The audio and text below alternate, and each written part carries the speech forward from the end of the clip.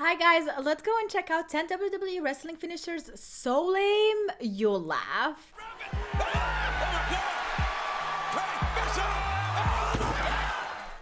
A wrestler's finishing maneuver should be the biggest, boldest move they have in their arsenal. Exactly. Moves such as the RKO, the tombstone, or even the pedigree work so well because they have built up a reputation for being deadly in the sense that they actually finish matches.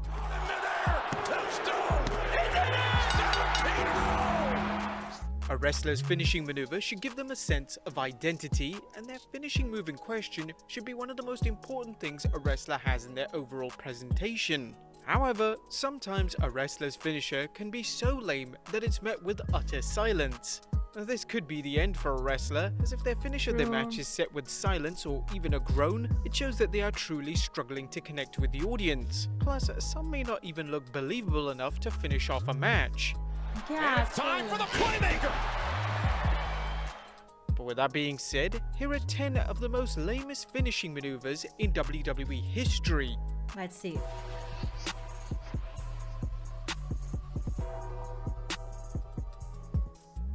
Be sure to subscribe and hit that notification bell for daily wrestling videos. Catching the boot. Cobra strike! Okay, but this was a joke These from are the in no start. particular order. They're just all lame. Number 10, the Great Khali, the Brain Chop. Oh my God, Cole, look at the big this man is! Look at how he's huge! When the Great Khali debuted in 2006, fans expected him to have a devastating finisher.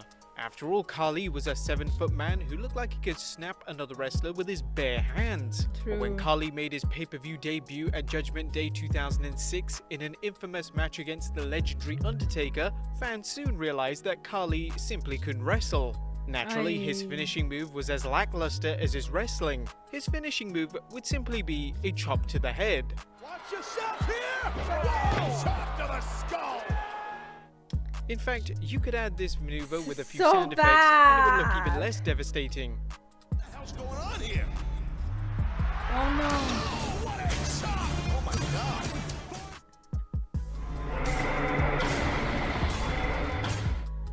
Why did they decide that to be...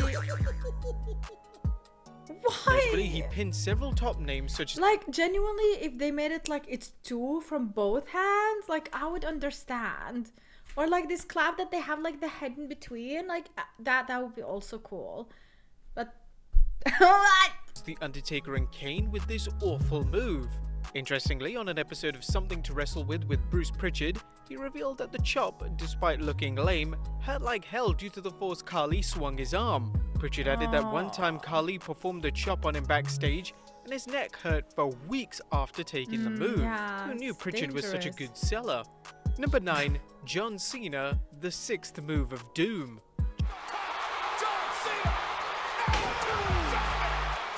John That's Cena has it? become infamous for having the 5 moves of doom, one move more than Kevin Nash's arsenal of moves.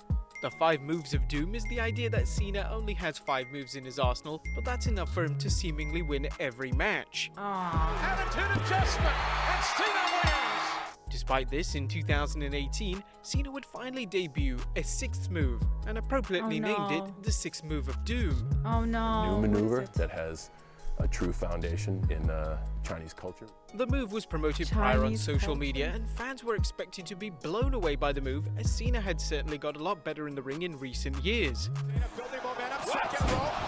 What the? Cena! However, during the Super Showdown pay-per-view in 2018, Cena would finally perform the move, and it was simply one of the lamest moves in WWE Oh my history. god, what is it? Think we're gonna see it, do you? Oh my gosh! Send the N2! Cena began by doing a bizarre cross with his arms. He then proceeded to throw a Black basic Panther, work punch huh? at Elias in the match, and that was What? it. The fans in attendance didn't know what to make of the move, as it was truly awful.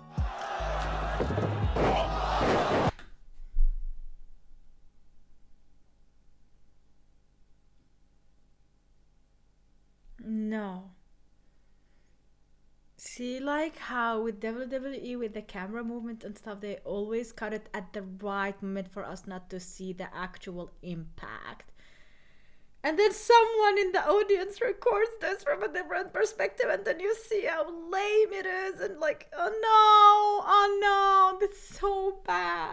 please don't. Imagine him. No. Imagine him winning against Cody Rhodes in WrestleMania with the 6th move.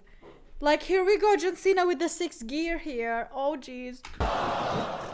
It was made even worse that Elias had to sell a basic work punch as a finishing move, and it just came across as comedic rather than impactful. The move was supposed to tie in with Cena doing a movie with Jackie Chan, but many fans failed to make this connection. Number 8, the Berserker over the top rope throw. In 1991, WWE debuted the Berserker. The character was a living, breathing wrestler Viking. Things don't change in the WWE, do they? Despite the gimmick being an interesting idea for the time, he was very much a comedic character, and his finishing move expressed this. Not interesting. 6, 7, 6, 8. The Berserker's finishing move would involve him throwing his opponent over the top rope and winning by countout. Yeah, you heard that right, countout. One of the worst ideas for a finishing move that WWE have ever come up with. No, there is not. And the way he is throwing them and the way they are landing, like there's no impact there whatsoever. What is this? It's like when you marry someone and you hold your wife through the door and then you drop her on the bed to do the deed. That's how it feels like it. Like that's how Vikings did it back then, bro. It was actually kept around for 2 years, and the Berserker even had a shot at Bret Hart's WWE title, which he obviously failed to win. Number 7, Wade Barrett, Wasteland. And mark my words, I am going to become WWE champion here. Wade Barrett had all the tools to be a massive star. He received an instant main event push upon debuting on Raw as part of the Nexus stable. Many fans expected Barrett to win the WWE title in 2010, as it was over as hell, cut great promos. If I don't win this match, I fire you tonight. And was great in the ring. Despite this, one of Barrett's downfalls was his finishing move. Barrett, 416 pounds, Mark Henry, slammed to the mat below. His finishing move would be called the Wasteland, and it would involve Barrett getting his opponent in a fireman's carry before awkwardly rolling them into the mat with little to no force. The finisher was terrible, and it looked like a wrestler had a soft landing, and it couldn't have possibly hurt. The reaction of the crowd was always met with a bit of an awkward silence, as the move was so anticlimactic. It would be so much better if he would like get them on the to the air and like hold them with his hands while they're in the air and kind of like maneuver them down to make the impact even more painful. So going down with them, kinda. Like, that would be epic. At least to Barrett's credit, he would go on to use the bullhammer elbow, Barrett loading up the elbow for the bullhammer elbow, which was much better and matched his bare-knuckle fighting background. Number 6, Eva Marie, sliced bread. And now Seth Rollins. Oh, man! The sliced bread is one of the coolest wrestling moves of all time. It involves the wrestler putting his opponent in a face lock before either running in the turnbuckles or naturally performing a backflip and driving the opponent down to the canvas. The move has to be performed by someone incredibly athletic for it to look good. Look at this! Whoa. For instance, if you look at how Brian Kendrick performs the move, that's how you execute it to perfection. Everything right there, the Brian Kendrick. Whoa. Unfortunately, Eva Marie used this as a finisher, and it looks pretty awful. This is incredible. Now, finally, I have a badass finisher. Eva struggled to get the headlock on clean, never mind executing the rotation. She's learning how to win! Whoa! She would set up the turnbuckles for the move as if she was stepping on lava. It was executed so poorly that it actually received laughs from the live audience during a time in NXT. Not only that, like you can clearly see that the other wrestler is helping her out more than she's doing the work. Would you do that if you know you're gonna get destroyed? Would you do, like, you would not do that naturally. So it should not, like, we should not see that. Number 5, Kelly kick. And, Kelly kick. That's Kelly. That's Nia Jackson kick. Now, Kelly wasn't the best women's wrestler in the world, but she did indeed try to get better as the years went on. Despite this, her finishing move remained as one of the worst finishes of all time. This little helper making Santa proud. The move involved Kelly running up to her opponent as if she was going to perform a Seth Rollins style curb stomp, then step up and perform a leg drop across the back. Oh, I don't think Kelly quite cares. Oh! Good night, Biggie. The move looked so poorly when Kelly executed it that the fans took a while to realize that it was an actual finishing move. Ultimately, the move looked poor because the execution was slow and sloppy. Yeah, She even but looked not only uncomfortable during the that. move, and ultimately it looked like it wasn't Yeah. remotely painful for her opponent to receive it. Number 4, Exactly. Vickie Guerrero, That's the problem. Cougar Splash. That hell hath no fury over a woman scorned. Vickie Guerrero exceeded all expectations in a role of managing talents such as Edge and Dolph Ziggler,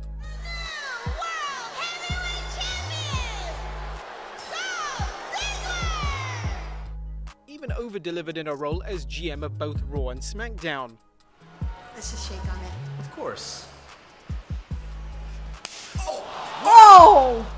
Despite this, whenever Vickie had Ouch. matches, they were always terrible. Now, Vickie wasn't a trained wrestler, so naturally her in-ring work was gonna be laughable.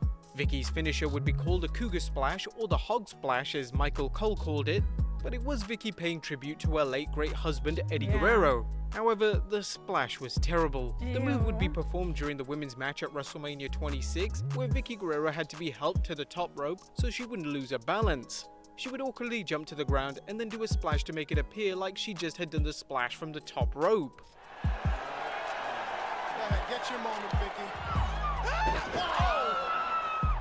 It was made even worse that Kelly was defeated at WrestleMania in a 10-diva tag match. Kelly was positioned as the top female talent at the time, so her being pinned at WrestleMania by Vickie to one of the worst looking finishes ever was not a great booking decision. Number 3, Brian Saxton, Saxtonation. Brian Brian Saxton or has won Byron? over fans for his decent commentary and his genuine appeal as a great human being.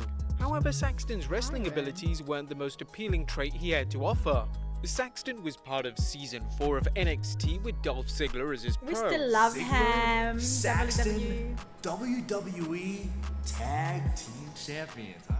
Saxton would be infamous for revealing his finisher on this season, the Saxtonation. However, this turned out to be one of the worst finishes in the history of pro wrestling. Great defense now. Byron Saxton. What is that? Forward and back, just combined. In essence, it was a mix between the skull-crushing finale and the side effect, but Saxton couldn't decide which one to perform, so What he are you changed his mind doing? mid-move. It looked so Yeah. bad that the camera had to quickly cut away from Chris Masters, who looked absolutely baffled that Saxton was using a move that bad as his finisher. Matt Striker rightfully summed up the move on commentary with the infamous line, Okay, "It was maybe ugly, this time he but performed effective." it bad. Number 2, Mojo Rawley, Hyperdrive.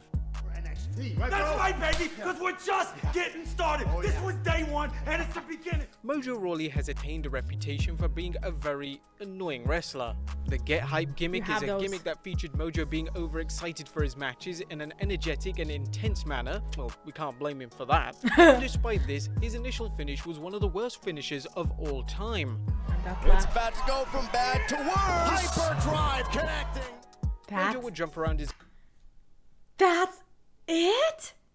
Like, you can clearly see that there was no impact whatsoever, because if he genuinely jumped on them like that, a rib or two would be broken.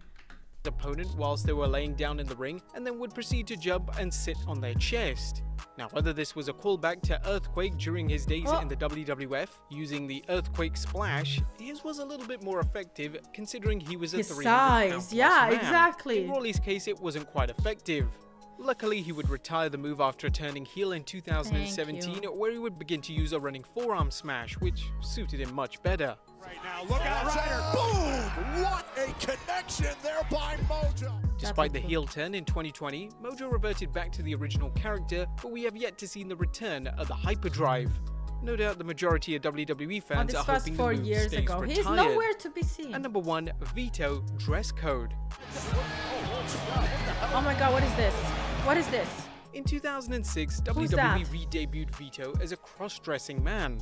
The idea would come Oh from my Vince God, McMahon and get Stephanie out. McMahon, who came up to Vito at a television taping randomly and asked him, And they were like, do you want to get humiliated live on TV and destroy your career and nobody will remember you except by the guy who was wearing dresses? Yeah, let's go. how would he feel about wearing a dress on television? Vito decided to accept the gimmick as he wasn't on television at the time and he was worried that he would be released if they couldn't find anything for him to do. So he humiliated himself. Got this sexy dress, you got it right, babe. How about me and you go out and get something to eat? What do you think, huh? This is disgusting. And like these dresses that he is wearing, they're not even flattering dresses. Like, what are those?